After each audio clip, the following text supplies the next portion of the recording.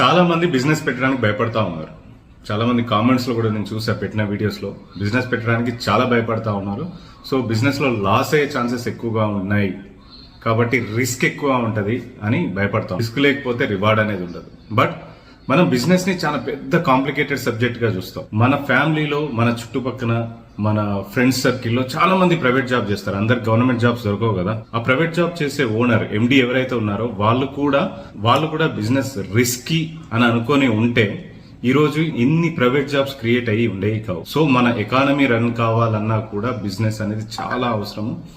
Business లో losses ఉంటాయి. మీరు కరెక్ట్ గా ప్లాన్డ్ గా వెళ్ళి, అంటే పక్కన వాడు పెట్టాడు, నాకు తెలిసిన వాడు పెట్టాడు, నా ఫ్రెండ్ పెట్టాడు, బాగా డబ్బులు సంపాదిస్తున్నాడు అనేసి మీరు వెళ్ళిపోయి అదే బిజినెస్ లో కాపీ కొడితే ఎక్స్పీరియన్స్ లేకుండా ఫెయిల్ అయ్యే ఛాన్సెస్ ఉండొచ్చు. సో మీరు బిజినెస్ చేయకపోతే ఓకే, బిజినెస్ చేయాలి అని మైండ్ లో ఉన్న వాళ్ళు మీరు ఏ బిజినెస్ చేయాలనుకున్నారో ఆ బిజినెస్ లో 6 నెలలు గానీ 2 సంవత్సరాలు గానీ వర్క్ చేసి దానికోసం